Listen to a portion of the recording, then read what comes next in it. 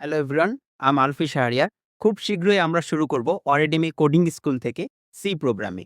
তোমরা যারা সিএসই পড়ছো অথবা সিএসই পড়বে বা চিন্তা ভাবনা করছো তাদের জন্য কিন্তু একেবারে শুরুর স্টেপটা হবে কিন্তু সি প্রোগ্রামিং দিয়ে। তাই না? তার মানে আমাদের সি প্রোগ্রামিংটা শেখা খুব গুরুত্বপূর্ণ। সো সি প্রোগ্রামের ইনক্লুডিং টপিকগুলো আমি তোমাদের সাথে আলোচনা করছি। প্রথমে আসবে printf, scanf, then data types, operators এই বিষয়গুলো বুঝিয়ে দেব। দেন নেক্সট টপিক আসবে কন্ডিশন অ্যান্ড লুপ। এই কন্ডিশন অ্যান্ড লুপের ভেতর ইফ এলস থাকবে, সুইচ কেস থাকবে। এই ইফ এলস আর সুইচ কেস মূলত কন্ডিশন। দেন আসবে হলো loop, for loop, while loop, then হচ্ছে ডু হোয়াইল লুপ। দেন আসবে স্ট্রাকচার, দেন আসবে অ্যারে।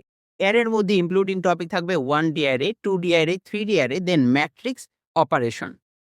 দেন থাকবে string, then function, recursion, then থাকবে পয়েন্টার।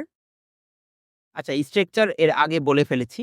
সো এখন যারা বুঝতে পারছো না যে স্ট্রাকচারের ভেতরে কি ইনক্লুডিং টপিক থাকবে বা স্ট্রাকচার বিষয়টা কি বা ফাংশন, রিকারশন, স্ট্রিং এই বিষয়গুলো তো আমরা জানি না।